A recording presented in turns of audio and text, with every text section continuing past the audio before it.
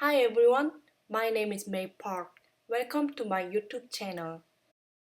In this video, I'm going to share some tips on how to add interest on your one-layer card with ombre colors and some minimal design element. Before I start making a card, I want to show you quickly what's new in the Stamp Market online store. This is the paper hug stamp set, which is perfect for sending a little hug via snail mail. This is the You Are My Fave stamp set with hand-painted greetings. I'm sure I'm going to reach for this stamp set a lot as the sentiments in this set are great for any friendship cards. This is the bloomed stamp set, which is great for building beautiful blooms with layering images. This is the perfect pieces background stamp set. You can customize your own backgrounds with these border images. This is the brush upper alphabet stamp set. These simple and trendy letters are great for creating a bold letter background card or monogram tag. I already tested out a couple of designs and I decided to go with the floral background card using the bloomed stamp set. Most of the time I use white cardstock for stamping, but this time I'm going to use some natural white cardstock from Stampin' Up, which looks more close to ivory color. The natural grains in this paper gives it a beautiful earthy texture. I already cut my cardstock into 4¼ inch by 5½ inch. You can stamp your images directly onto the A2 size top folding card if you want to. However, I find myself more comfortable stamping on the panel because my work surface is flat while stamping. Here I have my mini Misty stamping tool today. Since I'm going to use solid images, I wanted to make sure I get good stamping impression. If you don't have a mini Misty stamping tool, you could use a regular acrylic block or stamp press for stamping. Misty is so useful when it comes to creating a stamped background with many stamps. It also helps me stamp the images a few times in the same placement. I'm pulling out the stamps from the bloomed stamp set and I'm using a plastic container to store my stamps temporarily in one place. That way I can find my stamps quickly and I can also prevent from losing them while I'm working on my project. It can be a small tip for you, but believe me, this small tray is a game changer.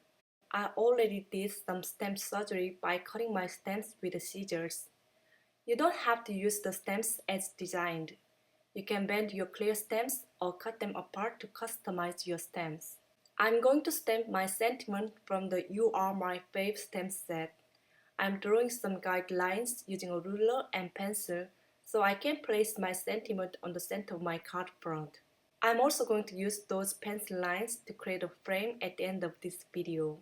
After placing my panel inside Misty, I'm inking up my stamp with the Hero Arts black ink and stamping it on my card front. I didn't get a good impression on some of my letters, so I'm going to ink up the stamp again with the same black ink and I'll be making sure to press down Misty cover hard enough to get darker stamping. I used to use baby wipes to clean my stamps, but I realized that I wasted too many baby wipes to create just one card. So I decided to use an absorbent towel, which is a reusable cleaning cloth. I'm also using microfiber towel that I bought at Costco. It is very inexpensive and easy to wash. Let's move on to the next step. I have my stamps ready on the tray and I'm going to use a few colors of Hero Arts Ombre ink pads.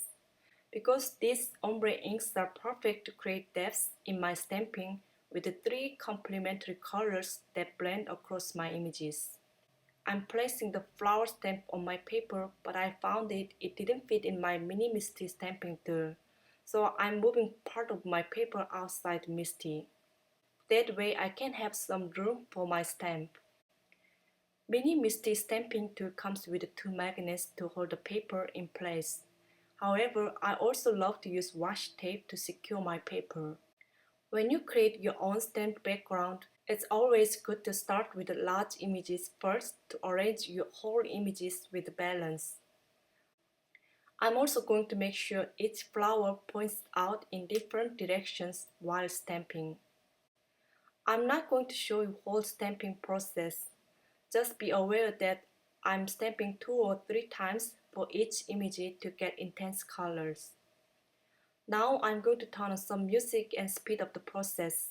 I'll be back once I'm done stamping.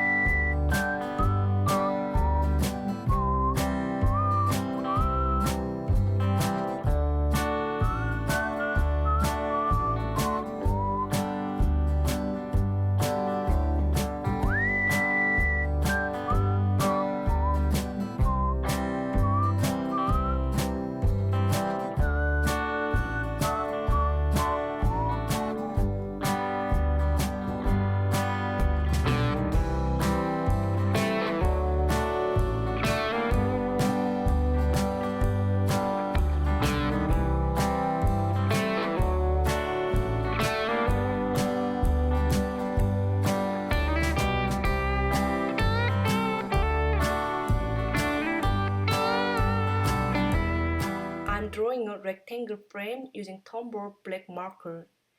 You can use any black marker you may have. Then I'm going to remove the pencil lines with my eraser. Then I'm mounting my stamped panel on the A2 size top folding card using scrapbook adhesive tape runner. To finish off my card, I'm adding some shimmer on my flowers using Wink of Stella clear glitter brush. I wasn't happy with my final card as the glitters made my ombre colors look dull. So I create another card with the same design but no glitters. Which one do you like better? That's all for today. I hope today's video tutorial inspires you to create a card with your own stamped floral background using ombre colors. If you have any questions, please leave comments below. I'd be happy to answer them for you. Thank you so much for watching. I'll see you next time with another video. Bye bye!